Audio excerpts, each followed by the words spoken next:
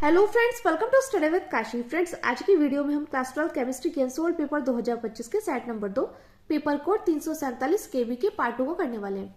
Friends, इससे पहले वाली वीडियोस में हमने पार्ट 1 को करा था। अगर आपने वो वीडियो नहीं देखी तो मैंने प्लेलिस्ट बना रखी है, आप वहां से जाकर जरूर देखिएगा। और फ्रेंड्स, इससे पहले वाली वीडियोस में हमने एनसोल पेपर 2025 के सेट नंबर 1 पेपर कोड 347 के को कराया था।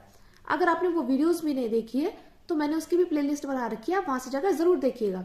और फ्रेंड्स, देखिए हर बार क्या होता है, हर बार 7 पेपर सेट बनते हैं। यानी कि देखिए 2025 में जो बोर्ड एग्जाम का पेपर आया था उसमें क्या था, उसमें 7 पेपर सेट बनने थे जो कि हर जिले के अलग अलग होते हैं। तो देखिए हमने एक पेपर सेट तो कंप्लीट कर लिया, अब हम ना दूसरा पेपर सेट कंप्लीट करने वाले हैं जिसका हम आज पार्ट 2 को करने वाले हैं। तो चलिए फ्रेंड्स, हम अपनी वीडियो को स्टार्ट करते हैं। और देखिए फ्रेंड्स, वीडियो स्टार्ट करने से पहले मैं आपको बता दूं कि हमारा जो केमिस्ट्री का जो सिलेबस है वो बिल्कुल फिक्स है। और जब हमारा सिलेबस फिक्स है तो हमारे क्वेश्चंस रिपीट होते हैं। तो मैं आपको ये सलाह दूंगी कि सबसे पहले तो आपको अपना क्लास 12 केमिस्ट्री का सिलेबस कंप्लीट करना है, फिर दूसरा आपको यही क्वेश्चंस लगाने हैं। यानी कि आपको पिछले 5 वर्षों में आए हुए क्वेश्चंस लगाने हैं। और देखिए हर साल 7 पेपर सेट बनते हैं तो आपके पास बहुत सारे क्वेश्चन हो जाएंगे और ये क्वेश्चंस हमारे रिपीट होते रहते हैं। तो चलिए देखते हैं आज की वीडियो में हम कौन कौन से क्वेश्चन को करने वाले हैं। तो देखिए आज की वीडियो में हम पेपर कोड 347 केबी के क्वेश्चन नंबर 3। तो देखिए 3 क्वेश्चन आपको दिखाई दे रहा होगा। 28 ग्राम KOH अणुभार 56 500 ml विलयन में घुला है तो विलयन की मोलरता की गणना कीजिए। तो देखिए फ्रेंड्स, आज की वीडियो में हम क्वेश्चन नंबर 3 का क्या पार्ट ख ग घ ये 4 पार्ट करने वाले हैं जो कि हमारे बोर्ड एग्जाम में 2-2 मार्क्स से पूछे गए हैं। और फ्रेंड्स, इससे आगे हम क्वेश्चन नंबर 4 का पार्ट, खा पार्ट और हमारा ग पार्ट और घ पार्ट करने वाले हैं। तो अगर आपको इसका स्क्रीनशॉट लेना है तो आप इसका स्क्रीनशॉट ले सकते हैं। अब फ्रेंड्स चलते हैं आगे। तो देखिए आज का हमारा क्वेश्चन है प्रश्न नंबर 3 का पार्ट। 28 ग्राम KOH अणुभार 56 500 ml विलयन में घुला है तो विलयन की मोलरता की गणना कीजिए। तो यहां पर हमें क्या दिया गया, हमें दिया गया 28 ग्राम KOH, यानी कि ये क्या है, ये है हमारा विलय। तो हम यहां पर लिखते हैं विलय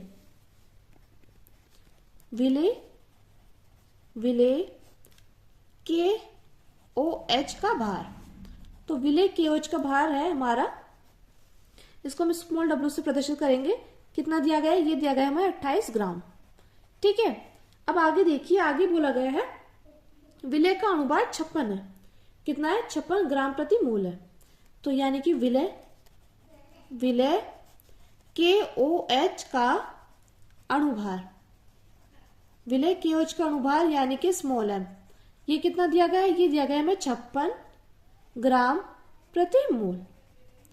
अब आगे देखिए, आगे बोला गया 500 ml विलयन में घुला है। तो किस में घुला है, ये घुला है 500 ml विलयन में। यानी कि ये जो हमें दिया गया है ये हमें आयतन दिया गया है। यानी कि विलयन का आयतन कितना है, विलयन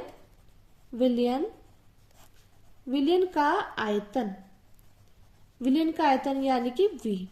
तो विलयन का आयतन कितना है, विलयन का आयतन है हमारा 500 ml।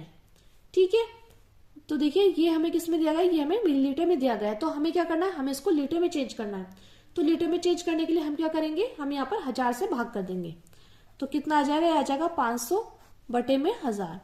तो देखिए कितना आ जाएगा, ये जाएगा हमारा 1/2 लीटर।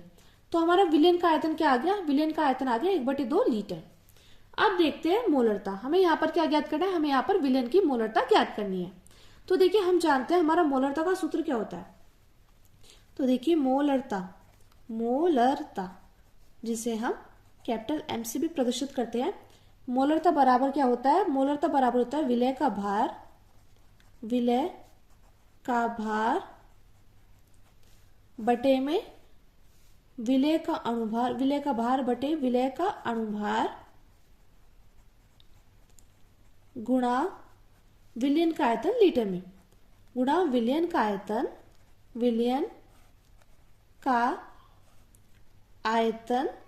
लीटर में।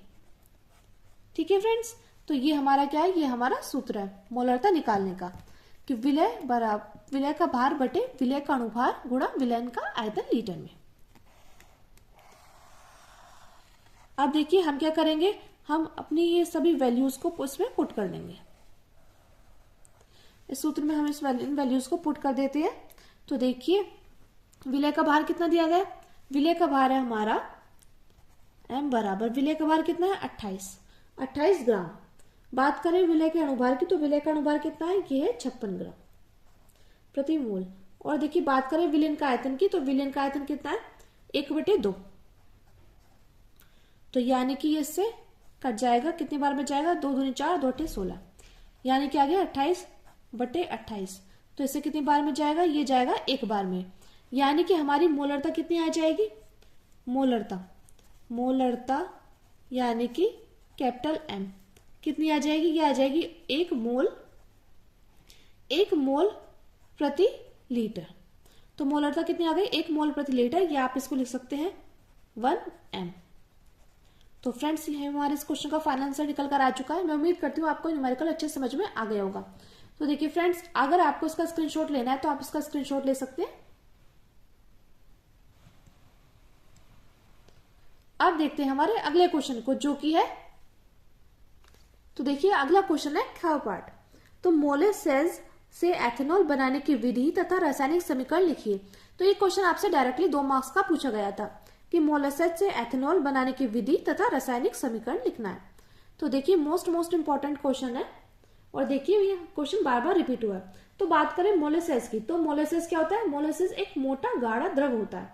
क्या होता है, एक मोटा गाढ़ा द्रव होता है जो गन्ने के रस या चकुंदर से शक्कर बनाते समय सह उत्पाद के रूप में प्राप्त होता है। सह उत्पाद यानी कि बायो प्रोडक्ट के रूप में क्या होता है, प्राप्त होता है। तो मैंने आपको बता दिया मोलेसेस क्या होता है। मोलेसेस एक मोटा गाढ़ा द्रव होता है जो गन्ने के रस या चकुंदर से शक्कर बनाते समय सह उत्पाद के रूप में हमें प्राप्त होता है। और बात करें एथेनॉल की, तो एथेनॉल क्या होता है, एथेनॉल होता है शराब का मुख्य घटक होता है एथेनॉल, जिसको हम एथिल अल्कोहल भी बोलते हैं। अब देखिए यहाँ पर बोला गया है मोलेसेस से एथेनॉल बनाने की विधि तथा रासायनिक समीकरण लिखिए। तो देखिए औद्योगिक स्तर पर मोलेसेस शीरे, गन्ने अथवा अंगूर जैसे फलों की शर्करा को इन्वर्टेज एंजाइम की उपस्थिति में ग्लूकोज एवं फ्रक्टोज में परिवर्तित कर लिया जाता है। इसके बाद ग्लूकोज व फ्रक्टोज का किण्वन यीस्ट में पाए जाने वाले दूसरे एंजाइम जाइमीज द्वारा किया जाता है, जिससे हमें एथेनॉल प्राप्त होता है। फिर से देखते हैं औद्योगिक स्तर पर मोलेसेस। जो औद्योगिक स्तर पर मोलेसेस शीरे, गन्ने और अंगूर जैसे फलों की शर्करा को इन्वर्टेज एंजाइम की उपस्थिति में ग्लूकोज व फ्रक्टोज में परिवर्तित कर लिया जाता है। इसके बाद ग्लूकोज व फ्रक्टोज का किण्वन यीस्ट में पाए जाने वाले दूसरे एंजाइम जाइमीज द्वारा किया जाता है, जिससे हमें एथेनॉल प्राप्त कर लिया जाता है। तो देखते हैं सबसे पहले हम क्या लेंगे, सबसे पहले हम लेंगे शर्करा, यानी कि इसका फॉर्मूला क्या होता है, इसका फॉर्मूला होता है हमारा C12H22O11। तो ये क्या है, ये है शर्करा। तो इसको हम क्या बोलते हैं, इसको हम डाइसैकेराइड भी बोलते हैं। तो देखिए हम जानते हैं डाइसैकेराइड क्या होते हैं, वे होते हैं जिनका जल अपघटन कराने पर 2 मोनोसैकेराइड प्राप्त होते हैं। यानी कि हम क्या करेंगे, इसका जल अपघटन करा देंगे तो हमें क्या प्राप्त होगा, और किसकी उपस्थिति में कराएंगे, ये कराएंगे इन्वर्टेज एंजाइम की उपस्थिति में। ये कराएंगे हम इन्वर्टेज एंजाइम की उपस्थिति में। तो हमारा क्या प्राप्त होगा, हम जानते हैं ये है डाइसैकेराइड, और डाइसैकेराइड का जल अपघटन करने पर 2 मोनोसैकेराइड प्राप्त होता है। तो क्या प्राप्त होगा, C6H12O6 प्लस C6H12O6। तो ये हमारे क्या प्राप्त हुए, एक तो है ग्लूकोज और एक है फ्रक्टोज। क्या है फ्रेंड्स, एक तो है हमारा ग्लूकोज, ये हमारा ग्लूकोज, और ये हमारा फ्रक्टोज। ठीक है, मैं उम्मीद करती हूँ फ्रेंड्स आपको ये अच्छे समझ में आ गया होगा। अब देखिए आगे चलते हैं। तो देखिए हम क्या करेंगे, यहाँ पर हम जानते हैं ग्लूकोज और फ्रक्टोज को लेना है, क्योंकि दोनों के अणुसूत्र क्या होते हैं, समान होता है। तो हम यहाँ पर या तो ग्लूकोज लेंगे या लेंगे फ्रक्टोज। तो इनके अणुसूत्र समान है, तो C6H12O6 का हम यहाँ पर क्या करा देंगे, हम यहाँ पर क्या कराएंगे, जाइमेज एंजाइम द्वारा इसका किण्वन करा देंगे। जाइमेज, हम यहाँ पर ग्लूकोज या फ्रक्टोज के अणुसूत्र से क्या करेंगे, जाइमेज एंजाइम की क्रिया करा देंगे। तो हमारे यहाँ पर क्या प्राप्त हो जाएगा, जाइमेज एंजाइम।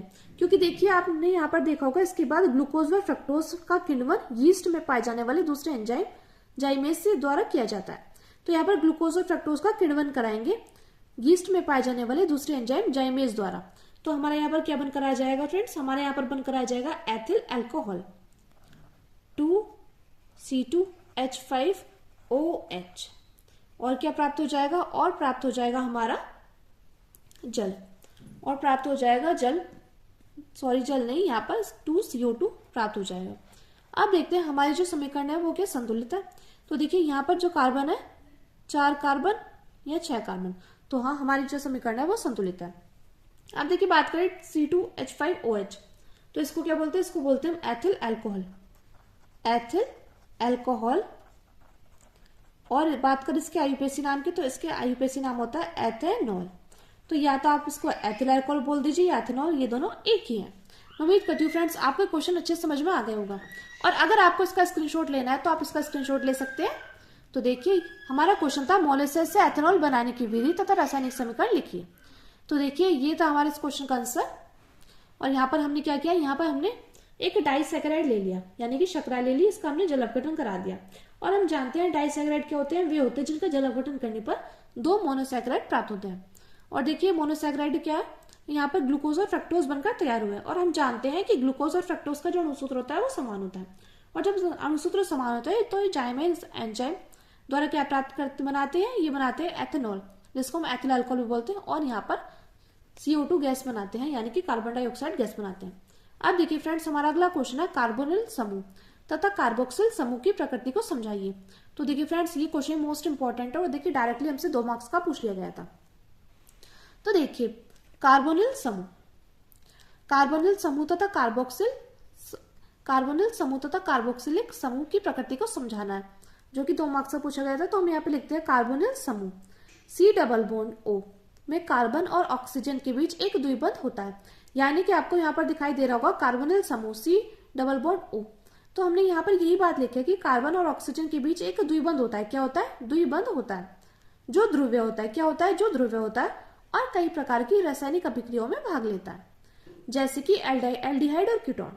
फिर से देखते हैं कार्बोनिल समूह जो होता है C डबल बॉन्ड O में कार्बन और ऑक्सीजन के बीच क्या होता है, एक द्विबंध होता है। क्या होता है, द्विबंध होता है जो कि ध्रुवीय होता है और कई प्रकार की रासायनिक अभिक्रियाओं में भाग लेता है, जैसे कि एल्डिहाइड और कीटोन। तो देखिए एक बात और, जैसे यहाँ पे लिखा है कार्बोनिल समूह तो की प्रकृति, तो आप जान लीजिए कि यहाँ पर कार्बोनिल समूह की जो प्रकृति होती है वो कैसी होती है, वो होती है ध्रुवीय। आपको ये बात ध्यान रखनी है कि कार्बोनिल समूह की जो प्रकृति होती है वो होती है ध्रुवीय, क्योंकि ऑक्सीजन कार्बन की तुलना में अधिक विद्युत ऋणात्मकता है। यह ध्रुवीयता इसे रासायनिक रूप से क्रियाशील बनाती है। मैं उम्मीद करती हूँ फ्रेंड्स आपको अच्छे समझ में आ गया होगा। हमने अभी आपको बताया कि कार्बोनिल समूह की जो प्रकृति होती है वो होती है ध्रुवीय, क्योंकि ऑक्सीजन कार्बन की तुलना में अधिक विद्युत ऋणात्मक है और यह ध्रुवीयता इसे रासायनिक रूप से क्रियाशील बनाती है। अब चलते हैं कार्बोक्सिल समूह। तो देखिए बात करें कार्बोक्सिल समूह की, तो देखते हैं कार्बोक्सिल समूह में क्या होता है। तो कार्बोक्सिल समूह C डबल OH कार्बोनिल समूह के साथ साथ एक हाइड्रोक्सिल समूह OH भी होता है। क्या होता है, जो कार्बोक्सिल समूह होता है C डबल OH कार्बोनिल समूह के साथ साथ एक हाइड्रोक्सिल समूह OH भी होता है, जो इसे अम्लीय गुण प्रदान करता है। क्या प्रदान करता है, यहाँ पर इसे अम्लीय गुण प्रदान करता है, क्योंकि ये प्रोटॉन, देखिए यहाँ पर दिख रहा होगा, क्योंकि ये प्रोटॉन H+ से दान कर सकता है, जिससे एक स्थिर कार्बोक्सिलेट बनता है। क्या बनता है, तो यहाँ पर हमारा क्या बन रहा है, यहाँ पर हमारा बन रहा है कार्बोक्सिल समूह। कार्बोक्सिल समूह क्या होता है, C डबल OH होता है कार्बोक्सिल समूह। तो देखिए कार्बोनिल समूह के साथ एक हाइड्रोक्सिल समूह OH भी होता है, जो इसे अम्लीय गुण प्रदान करता है, क्योंकि ये प्रोटॉन H+ दान कर सकता है, जिससे एक स्थिर कार्बोक्सिलेट बनता है। तो देखिए फ्रेंड्स यहाँ पर हमसे क्वेश्चन करा गया था कि कार्बोनिल समूह और कार्बोक्सिल समूह की प्रकृति को समझाइए। तो बात करें कार्बोनिल समूह की, तो कार्बोनिल समूह की जो प्रकृति होती है वो होती है ध्रुवीय, क्योंकि ऑक्सीजन कार्बन की तुलना में अधिक विद्युत ऋणात्मक होता है और यह ध्रुवीयता इस रासायनिक रूप से क्रियाशील बनाती है। और बात करें यहाँ पर कार्बोक्सिल समूह की प्रकृति की, तो देखिए कार्बोक्सिल समूह की जो प्रकृति होती है वो कैसी होती है, यहाँ पर इनकी जो प्रकृति होती है वो होती है अम्लीय, क्योंकि ये प्रोटॉन क्या करता है, H+ खो देता है, यानी कि H आयन का दान कर देता है, क्योंकि यहाँ पर जो प्रोटॉन होता है वो क्या करता है, H+ आयन का दान कर देता है। तो मैंने आपको अच्छे से समझा दिया बिल्कुल डीप में कि कार्बोक्सिल समूह की प्रकृति कैसी होती है और कार्बोनिल समूह की प्रकृति कैसी होती है। और फ्रेंड्स ये डायरेक्टली आपसे 1 मार्क्स के क्वेश्चन में पूछा जा सकता है कि कार्बोनिल समूह की प्रकृति कैसी होती है, तो आपको पता होना चाहिए ध्रुवीय होती है। और बात करें कार्बोक्सिल समूह की प्रकृति तो वो अम्लीय होती है। अब चलते हैं आगे। तो देखिए घ नंबर क्वेश्चन है, ग्लूकोज के 2 रासायनिक गुणों का रासायनिक समीकरण लिखिए, जो कि आपसे बोर्ड एग्जाम में डायरेक्टली 2 मार्क्स का पूछ लिया गया था। तो यहाँ पर हमें ग्लूकोज के 2 रासायनिक गुण का रासायनिक समीकरण लिखना है।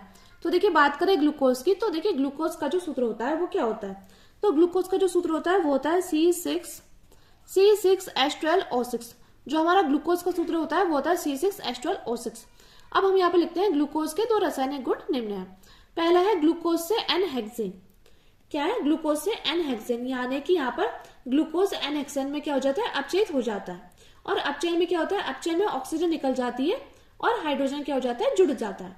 फिर से देख लीजिए यहाँ पर हम क्या करने वाले हैं, यहाँ पर हमसे पूछा गया था ग्लूकोज के 2 रासायनिक गुण लिखने थे और उनके में रासायनिक समीकरण लिखनी थी। तो सबसे पहले तो हमने बताया है ग्लूकोज का जो सूत्र होता है वो C6H12O6। इसके बाद हमने यहाँ पर ग्लूकोज के 2 रासायनिक गुण लिखे हैं। पहला था ग्लूकोज से एन हेक्सेन, यानी कि ग्लूकोज एन हेक्सेन में अपचयित हो जाएगा और अपचयन में क्या होता है, अपचयन में ऑक्सीकरण निकल जाती है और हाइड्रोजन जुड़ जाती है। तो हम यहाँ पर ग्लूकोज का फॉर्मूला लिखेंगे।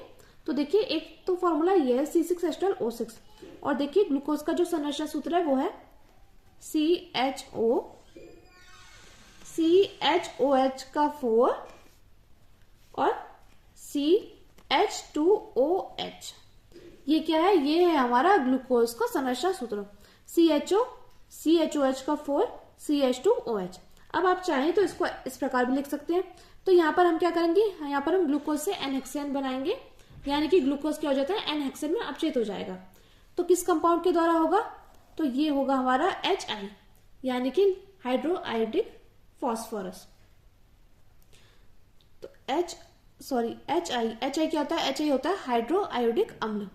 HI क्या होता है, हाइड्रोआयोडिक अम्ल। हम यहाँ पर हाइड्रोआयोडिक अम्ल और लाल फॉस्फोरस यानी कि रेड फॉस्फोरस के साथ गर्म करके एनहेक्सेन प्राप्त करते हैं। अब देखिए बात है HI की। तो HI क्या है, HI हमारा एक प्रबल अपचायक पदार्थ है और HI क्या होता है, एक स्ट्रॉन्ग एसिड भी होता है। क्या होता है, HI यानी कि हाइड्रोआयोडिक अम्ल क्या होता है, ये एक प्रबल अपचायक पदार्थ होता है और HI क्या होता है, एक प्रबल यानी कि स्ट्रॉन्ग एसिड भी होता है। तो हम यहाँ पर ग्लूकोज की HI और लाल फास्फोरस के साथ इसको गर्म करेंगे तो यहाँ पर क्या प्राप्त हो जाएगा फ्रेंड्स, यहाँ पर प्राप्त हो जाएगा एन हेक्सेन, यानी कि यहाँ पर प्राप्त हो जाएगा CH3 सिंगल बॉन्ड CH2 की 4 और यहाँ पे CH3। तो ये जो हमारा बनकर तैयार हुआ है, ये हमारा क्या बनकर तैयार हुआ है, ये हमारा बनकर तैयार हुआ है एन हेक्सेन। तो फ्रेंड्स हमने एन हेक्सेन कैसे प्राप्त किया, हमने यहाँ पर ग्लूकोज क्या हो जाता है, एन हेक्सेन में अपचयित हो जाता है और जब अपचयित होता है तो क्या हो जाती है, ऑक्सीजन निकल जाती है लेकिन एक हाइड्रोजन जुड़ जाता है। तो देखिए CH3 CH2 की 4 CH3, ये क्या है, ये है एन हेक्सेन। और देखिए इसको हम कुछ इस प्रकार भी लिख सकते हैं, CH3 CH2 CH2 CH2 CH2 और ये CH3। तो देखिए ये क्या है, ये हमारी एन हेक्सेन है, एन हेक्सेन। और देखिए अगर आपको यहाँ पर समझ नहीं आ रही तो हम यहाँ पे लिख देते हैं, इसको कुछ इस प्रकार लिखेंगे CH3 CH2 CH2 CH2 CH2 और ये CH3। तो ये क्या है, ये है हमारा एन हेक्सेन। या तो इस प्रकार लिख लीजिए या इस प्रकार लिख लीजिए, जिसमें भी आपको सुविधा लगे आप उस प्रकार से लिख सकते हैं। अब देखिए ये जो ग्लूकोज की रिएक्शन है, ये रिएक्शन है कि ग्लूकोज में 6 कार्बन की ऋजु श्रृंखला यानी सीधी श्रृंखला स्ट्रेट चेन की उपस्थिति सिद्ध करती है। ये जो हमारे ग्लूकोज की जो रिएक्शन है वो क्या सिद्ध करती है, ये सिद्ध करती है कि 6 कार्बन की ऋजु श्रृंखला यानी सीधी श्रृंखला इसमें सिद्ध करती है। मैं उम्मीद करती हूँ फ्रेंड्स आपको अच्छे समझ में आ गई होगी। अब देखते हैं ग्लूकोज से ग्लूकोनिक अम्ल कैसे प्राप्त करेंगे। तो देखिए हम यहाँ पर ग्लूकोज से ग्लूकोनिक अम्ल कैसे प्राप्त करेंगे। तो सबसे पहले हम क्या करेंगे, हम यहाँ पर लिखेंगे ग्लूकोज का संरचना सूत्र CHOH का 4 और CH2OH। तो ये क्या है, ये है ग्लूकोज। क्या है फ्रेंड्स, ये हमारा ग्लूकोज। तो ग्लूकोज की हम क्या करेंगे, ग्लूकोज की हम ब्रोमीन जल से क्रिया करा देंगे। तो ब्रोमीन जल क्या होता है, ब्रोमीन जल एक दुर्बल ऑक्सीकारक पदार्थ है। जिससे ग्लूकोज ऑक्सीकृत हो जाता है और ग्लूकोनिक अम्ल बनाता है। तो हम यहाँ पर क्या करेंगे, ग्लूकोज की हम किसके साथ क्रिया करा देंगे, हम यहाँ पर ब्रोमीन जल यानी कि Br2 जल के साथ क्रिया करा देंगे। तो हमारा यहाँ पर क्या बनकर आ जाएगा, हमारा बनकर आ जाएगा यहाँ पर ग्लूकोनिक अम्ल यानी कि COOH। और देखिए और ऐसा कैसे रहेगा, यहाँ पे देखिए CHO की जगह आ गया COOH, यानी कि एक ऑक्सीजन यहाँ पे जुड़ गया और बाकी जो नीचे का है ये ऐसा कैसे लिखा रहेगा, CHOH का 4 और CH2OH। तो ये हमारा क्या बनकर आया है, ये हमारा बनकर आया है ग्लूकोनिक अम्ल,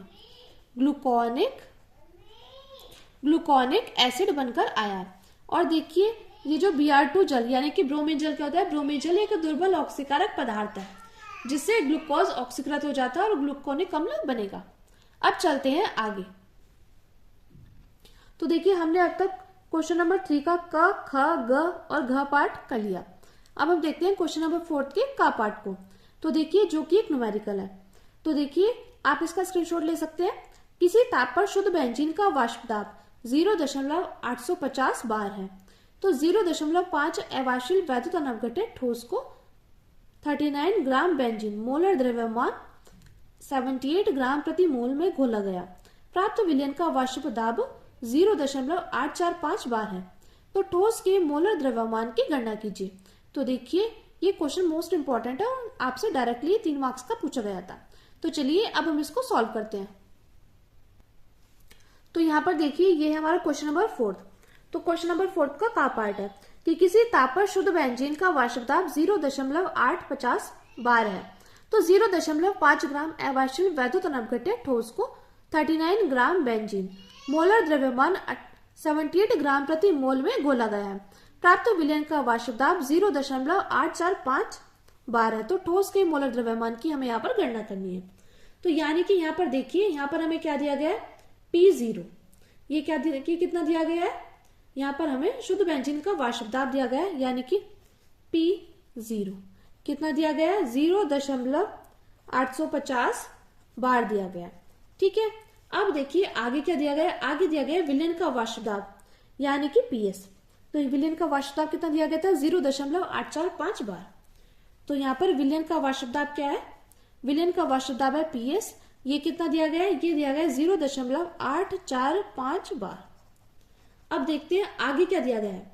आगे देखिए आगे दिया गया हमारा 0.5 ग्राम अवाष्पशील वैद्युत अनवघटित ठोस को 39 ग्राम बेंजीन जिसका मोलर द्रव्यमान 78 ग्राम प्रति मोल में घोला गया है दिया गया है।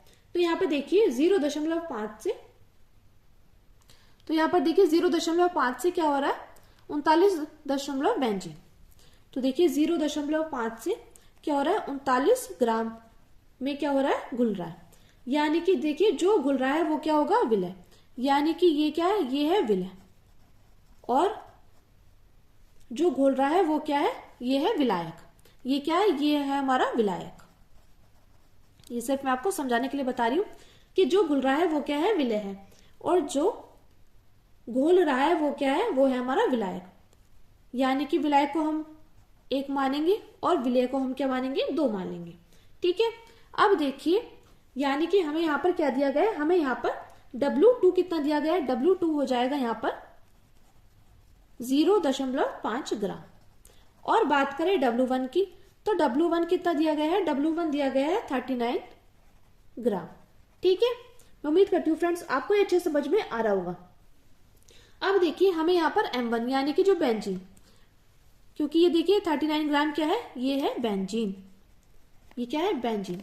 तो बेंजीन का मोलर द्रव्यमान कितना दिया गया है, ये दिया गया है 78 ग्राम प्रति मोल। यानी कि हमें यहाँ पर M1 कितना दिया गया है, M1 दिया गया है 78 ग्राम प्रति मोल। और हमें क्या निकालना है, हमें निकालना है यहाँ पर M2 यानी कि ठोस का मोलर द्रव्यमान हमें यहाँ पर निकालना है। तो देखिए ये जो क्वेश्चन सॉल्व होगा, ये क्वेश्चन सॉल्व होगा राउल्ट के नियम के अनुसार। तो हम यहाँ पर लिखते हैं राउल्ट के वाष्प दाब अवनमन के नियम से। राउल्ट का वाष्प दाब अवनमन, राउल्ट का वाष्प दाब अवनमन नियम से। तो देखिए राउल्ट का वाष्प दाब का नियम क्या होता है, तो देखिए ये क्या होता है, राउल्ट का वाष्पदाब अवनमन का नियम। इसमें वाष्पदाब का आपेक्षिक अवनमन किसके बराबर होगा, विलय के मोल प्रभाज के बराबर होता है। यानी कि देखिए यहां पर हो जाएगा P0 माइनस PS अपॉन में P0 किसके बराबर हो जाएगा, ये हो जाएगा विलय के मोल प्रभाज के। और देखिए मोल प्रभाज को किससे, काई से डिनोट करते हैं, विलय। तो हमें किसका मोल प्रभाज निकालना है, मोल प्रभाज निकालना है हमें विलय का। तो जिसका हमें मोल प्रभाज निकालना है उसके मोलों की संख्या आ जाएगी ऊपर और बटे में कुल मोल, यानी कि N1 प्लस N2। अब देखिए हम यहां पर लिखेंगे तनु विलयन के लिए, तनु विलयन पर यह नियम लागू होता है। तो तनु विलयन के लिए क्या हो जाएगा, तनु विलयन के लिए हो जाएगा N2 क्या है, N2 छोटा है N1 से। यानी कि यहां पर क्या हो जाएगा, यहां पर विलय के मोलों की संख्या कम होगी, विलायक के मोलों की संख्या ज्यादा हो जाएगी। तो यहां पर क्या हो जाएगा, यहां पर जो विलय के मोलों की संख्या है वो कम होगी, विलायक के मोलों की संख्या ज्यादा हो जाएगी। तो यहां पर हम लिख सकते हैं P0 माइनस PS अपॉन में P0 बराबर, यहां पर N2 हमारा ऐसा कैसी और बटे में यहां पर हम क्या कर देंगे, यहां पर आ जाएगा N1, क्योंकि यहां पर जो विलय के मोलों की संख्या कम हो जाएगी और विलायक के मोलों की संख्या क्या हो जाएगी, ज्यादा हो जाएगी। तो देखिए और हम जानते हैं N यानी कि मोलों की संख्या बराबर किसके होता है, ये होता है भार बटे अणुभार के, भार बटे में अणुभार के। तो यानी कि N बराबर क्या हो जाएगा, N बराबर होगा W अपॉन M, N बराबर W अपॉन M, ये होता है इस प्रकार। तो हम यहां पर लिख सकते हैं P0 माइनस PS अपॉन में P0 बराबर आ जाएगा W2 अपॉन M2 अपॉन में आ जाएगा W1 अपॉन में M1। तो देखिए इसकी गुणा हो जाएगी इसके साथ और इसकी गुणा हो जाएगी इसके साथ, यानी कि यहां पर क्या आ जाएगा, यहां पर आ जाएगा P0 माइनस PS अपॉन में P0 बराबर आ जाएगा W2 इंटू M1 अपॉन में W1 इंटू M2। तो ये हमारा निकल कर आ जाएगा। अब इस सूत्र में हमें क्या करना है, इस सूत्र में हमें वैल्यू को पुट कर देना है, ठीक है। तो यहां पर देखिए हम क्या करेंगे, हम इस सूत्र में वैल्यूज को पुट कर देंगे। तो देखिए जो सूत्र निकल कर आया था वो क्या आया था, वो आया था P0 माइनस PS अपॉन में P0 बराबर W2 इंटू M1 अपॉन में W1 इंटू M2। तो देखिए हमें क्या करना है, हमें सूत्र में अपनी वैल्यूज को पुट कर देना है। तो बात करें P0 की, यानी कि शुद्ध बेंजीन का वाष्पदाब, ये कितना आया था, ये आया था 0.850 माइनस PS कितना आया था, PS आया था हमारा यानी कि विलयन का वाष्पदाब, तो यह आया था 0.845 और बटे में क्या आ जाएगा, बटे में आ जाएगा हमारा 0.850। तो देखिए बराबर कर देंगे, W2 की वैल्यू कितनी थी, W2 की वैल्यू आई थी 0.5, यानी कि जो हमारा विलय का भार था वो था 0.5 ग्राम इंटू M1 कितना था, M1 था हमारा 78 ग्राम प्रति मोल। और W1 की बात करें, W1 कितना था, ये था 39 ग्राम।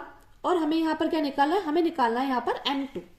तो देखिए हम इसमें से इसको माइनस कर देंगे तो कितना आ जाएगा, 0.850 में से 0.845 को माइनस करेंगे तो कितना आ जाएगा, तो ये आ जाएगा हमारा 0.005 बटे में 0.850 बराबर। अब हम क्या करेंगे, इसको इससे काट देंगे, एकम ये 2 बार में जाएगा, तो यहाँ पर कितना आ जाएगा 0.5 गुणा 2 बटे में आ जाएगा M2। तो देखिए ये 3 डिजिट से पहले पॉइंट है, यहाँ पे भी 3 डिजिट से पहले पॉइंट है, तो ये इससे क्या हो जाएगा, इससे कैंसिल हो जाएगा। तो देखिए जब हम इसको काटेंगे 5 को इससे, तो कितनी बार में जाएगा, तो ये जाएगा हमारा 5 एकम 5 और ये 5 सत्ते 35, 0 की 0। तो यानी कि यहाँ पर कितना आ जाएगा, यहाँ आ जाएगा 1/170 बराबर, और 0.5 की गुणा 2 में करेंगे तो कितना आ जाएगा, ये आ जाएगा 1.0 अपन में आ जाएगा M2। तो अब हम क्या करेंगे, अब हम इसकी क्रॉस मल्टीप्लाई कर देंगे, यानी कि इसकी गुणा इसमें और इसकी गुणा इसमें। तो यहाँ पर कितना आ जाएगा, यहाँ आ जाएगा m2 बराबर 170 गुणा 1.0। तो देखिए ये क्या है, 170 की गुणा 1, 1.0 को हम 1 ही मानते हैं और 1 ही होता है। तो 170 गुणा 1, यानी कि m2 की जो वैल्यू आ गई वो कितनी आ गई, वो आ गई हमारी m2 बराबर आ गया 170 ग्राम प्रति मोल निकल कर आ गया है। अतः ठोस का मोलर द्रव्यमान कितना हो जाएगा, हम यहाँ पर लिखते हैं अतः ठोस का मोलर द्रव्यमान, अतः ठोस का मोलर द्रव्यमान निकल कर आया है हमारा 170 ग्राम प्रति मोल। तो फ्रेंड्स ये हमारा इस क्वेश्चन का फाइनल आंसर निकल कर आ चुका है। अब देखते हैं हमारे अगले क्वेश्चन को, जो कि है, आप देखिए फ्रेंड्स हमारा अगला क्वेश्चन है ख पार्ट का, कि मानक इलेक्ट्रोड विभव की परिभाषा लिखिए तथा निम्न सेल के मानक यानी कि ईएमएफ यानी कि विद्युतवाहक बल की गणना कीजिए। तो हमें ये क्वेश्चन 3 मार्क्स का पूछा गया था। तो देखिए ये क्वेश्चन है Zn प्रति Zn2 प्लस, ये क्या है, और ये हमारा लवण सेतु जिसको हम साल्ट ब्रिज भी कहते हैं, Cu2 प्लस Cu जबकि, और ये वैल्यूज दी गई है हमें। तो देखिए सबसे पहले तुम्हें मानक इलेक्ट्रोड विभव की परिभाषा लिखनी है, जो कि हमसे 1 मार्क्स की पूछी गई थी, और बात करें न्यूमेरिकल की तो ये हमसे 2 मार्क्स का पूछा गया था, यानी कुल मिलाकर हमसे 3 मार्क्स का ही पूछा गया था। तो बात करते हैं मानक इलेक्ट्रोड विभव की। तो देखिए मानक इलेक्ट्रोड विभव क्या होता है, देखते हैं। मानक इलेक्ट्रोड विभव, जब किसी धातु की छड़ को मानक स्थिति में एक वायुमंडलीय दाब, तापमान 25 डिग्री सेल्सियस या 1 मोलर सांद्रता उसकी धातु के लवण के विलयन में डुबोया जाता है, तो धातु और विलयन के मध्य एक विभव या विभवांतर उत्पन्न हो जाता है। इसे मानक इलेक्ट्रोड विभव कहते हैं और इसे हम ई नोट से दर्शाते हैं। फिर से देखते हैं मानक इलेक्ट्रोड विभव। तो जब किसी धातु की छड़ को मानक स्थिति में, जब हम किसी धातु की छड़ को मानक स्थिति में एक वायुमंडलीय दाब, तापमान 25 डिग्री सेल्सियस, 1 मोलर सांद्रता उसकी धातु के लवण के विलयन में डुबोया जाता है, तो धातु और विलयन के मध्य एक विभव या विभवांतर उत्पन्न हो जाता है। इसे मानक इलेक्ट्रोड विभव कहते हैं, इसे ई नोट से दर्शाते हैं। यानी कि देख लीजिए, ये देख लीजिए, ये आपको चित्र दिखाई दे रहा होगा। तो यहाँ पर देखिए, यहाँ पर ये क्या है, ये धातु की छड़ है और ये क्या है, ये विलयन है, ठीक है। तो हमने यहाँ पर क्या लिया, हमने यहाँ पर कॉपर की छड़ लिया और यहाँ पर हमने जिंक की छड़ ली है। तो अगर हम कॉपर की छड़ लेंगे तो हमें क्या करना पड़ेगा, हमें यहाँ पर CSO4 का विलयन लेना होगा। तो हमने यहाँ पर कॉपर की छड़ ली थी, तो हमने यहाँ पर CSO4 का विलयन लिया था, ठीक है। और इसी प्रकार हमने यहाँ पर क्या किया, हमने यहाँ पर जिंक की छड़ ली, तो हमने यहाँ पर ZnSO4 का विलयन लिया है। तो छड़ पर क्या है, यहाँ पर देखिए जिंक की छड़ पर क्या है, नेगेटिव चार्ज है, और विलयन में क्या होता है, विलयन में पॉजिटिव चार्ज आ जाता है। देखिए जिंक की छड़ पर क्या है, नेगेटिव चार्ज है, तो विलयन में क्या हो जाता है, पॉजिटिव चार्ज आ जाता है। और छड़ और विलयन के मध्य जो चार्ज होंगे वो विपरीत होंगे। ये बात आपको ध्यान रखनी है कि जो छड़ और विलयन के मध्य जो चार्ज होंगे वो विपरीत होंगे, तभी तो विभव या विभवांतर उत्पन्न होगा। इसी को इलेक्ट्रोड विभव कहते हैं। अगर ये मानक स्थिति में हुआ तो मानक इलेक्ट्रोड विभव कहते हैं। उम्मीद करती हूँ फ्रेंड्स आपको अच्छे समझ में आ गया होगा। तो देखिए यही बात हमने यहाँ पर लिखी थी, मैं आपको फिर से समझा दूं। यहाँ पे हमने क्या किया, यहाँ पर हमने कॉपर की छड़ ली है, तो हमें जब हमने कॉपर की छड़ ली है तो हमें यहाँ पर CSO4 का विलयन लेना था। और देखिए अगर हमने यहाँ पर जिंक की छड़ ली है तो हमें यहाँ पर ZnSO4 का विलयन में इसको डुबाना है। और देखिए छड़ पर क्या नेगेटिव चार्ज है और विलयन पर क्या है, पॉजिटिव चार्ज है, ये आपको दिखाई दे रहा है। तो छड़ और विलयन के मध्य जो चार्ज होंगे वो क्या होंगे, विपरीत होंगे, तभी तो विभव या विभवांतर उत्पन्न होगा। इसी को हम इलेक्ट्रोड विभव कहते हैं। और अगर ये मानक स्थिति में हुआ तो मानक इलेक्ट्रोड विभव कहते हैं। उम्मीद करती हूँ फ्रेंड्स आपको अच्छे समझ में आ गया होगा। तो देखिए अगर आपको इसका स्क्रीनशॉट लेना है तो आप इसका स्क्रीनशॉट ले सकते हैं कि जब किसी धातु की छड़ को मानक स्थिति में एक वायुमंडलीय दाब, तापमान 25 डिग्री सेल्सियस, 1 मोलर सांद्रता उसकी धातु के लवण के विलयन में डुबोते हैं, तो धातु और विलयन के मध्य एक विभव या विभवांतर उत्पन्न हो जाता है। इसे ही मानक इलेक्ट्रोड विभव कहते हैं, इसे ई नोट से दर्शाते हैं। तो फ्रेंड्स आपको ये इतना करना है। अब उसके बाद देखिए आपसे पूछा गया था न्यूमेरिकल। तो देखिए यहाँ पर बोला गया है निम्न सेल के मानक ईएमएफ की गणना कीजिए, यानी कि यहाँ पर आपको विद्युत वाहक बल की गणना करनी है। तो देखिए ये क्या है, यहाँ पर हमारा क्या हो रहा है, यहाँ पर हम इसको नीचे लिख देते हैं। तो देखिए हमें क्या दिया गया है, हमें दिया गया है ये। तो देखिए क्वेश्चन दिया गया है हमारा Zn2 प्लस ये दिया गया है जिसको हम लवण सेतु ब्रिज बोलते हैं, लवण सेतु बोलते हैं यानी कि साल्ट ब्रिज, और दिया गया है Cu2+Cu। तो ये देखिए ये तो हमारा एक्वस फॉर्म है और ये सॉलिड फॉर्म में, और ये क्या है, ये सॉलिड फॉर्म में है और ये हमारा एक्वस फॉर्म में।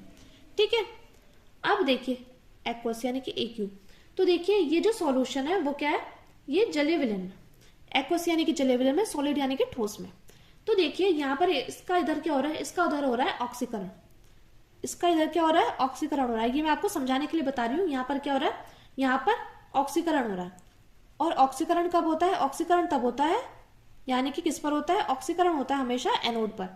किस पर होगा ऑक्सीकरण, ये होगा एनोड पर। ठीक है, और इसको क्या बोलेंगे, इसको बोलेंगे हम लवण सेतु, इसको बोलेंगे हम लवण सेतु यानी कि साल्ट ब्रिज। ये क्या है, ये है हमारा लवण सेतु। अब आगे देखिए, और देखिए हम इधर देखते हैं Cu2+Cu, यानी कि इसका इधर का क्या, इसका इधर क्या हो रहा है, इसका इधर हो रहा है अपचयन। क्या हो रहा है, अपचयन हो रहा है, अपचयन हो रहा है, सॉरी इसका इधर 2 से इसमें जा रहा है तो इसका इधर क्या हो रहा है, अपचयन हो रहा है। यानी कि यहाँ पर अपचयन में क्या होता है, अपचयन में आपको पता है अपचयन में होता है कैथोड पर। और बात करें ऑक्सीकरण की, तो ऑक्सीकरण किस पर होता है, एनोड पर होता है। ये बात तो आपको पता होगी। अब आप कहोगे कि हमें यहाँ पर कैसे पता चला कि यहाँ पर अपचयन हो रहा है, ऑक्सीकरण हो रहा है। तो देखिए Zn पर कोई आवेश नहीं है, यहाँ पर आपने देखा है Zn पर क्या है, कोई भी आवेश नहीं है। तो ऑक्सीकरण अवस्था क्या हुई, 0 से 2 चली गई।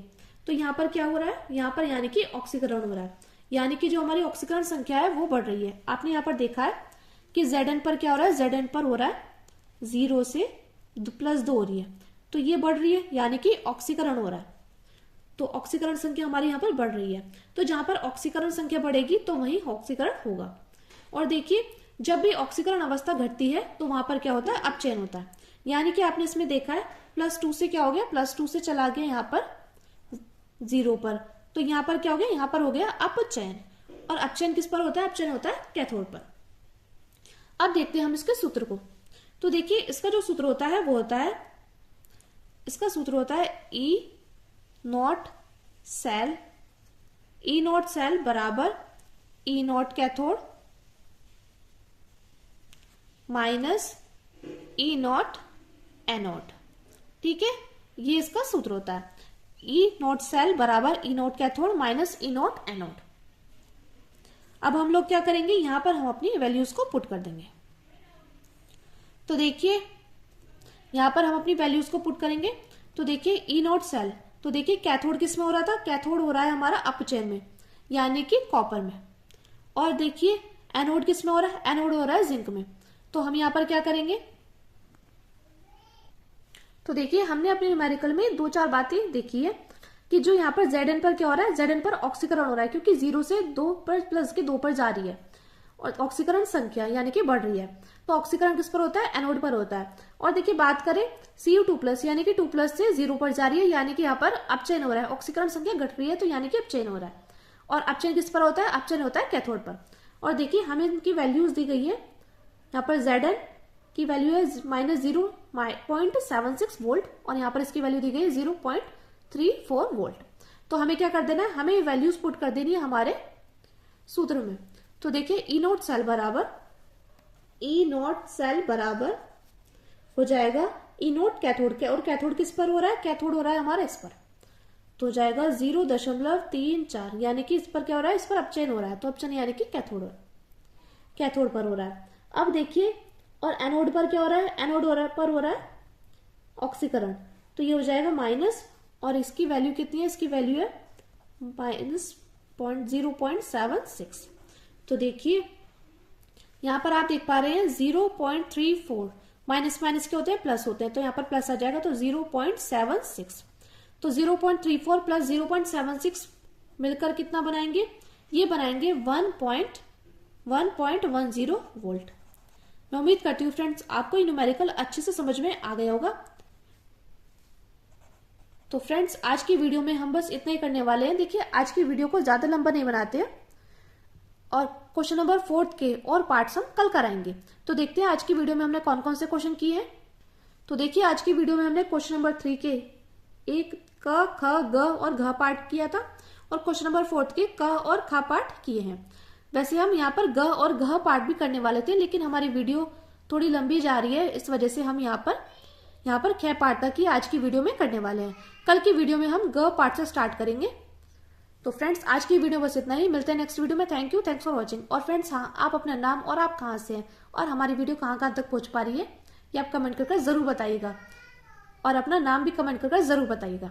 तो और फ्रेंड्स आपको और किस सब्जेक्ट का अनसोल्ड पेपर सोल्व कराना है आप कमेंट करके जरूर बताना। तो चलिए फ्रेंड्स मिलते हैं नेक्स्ट वीडियो में। Thank you, thanks for watching.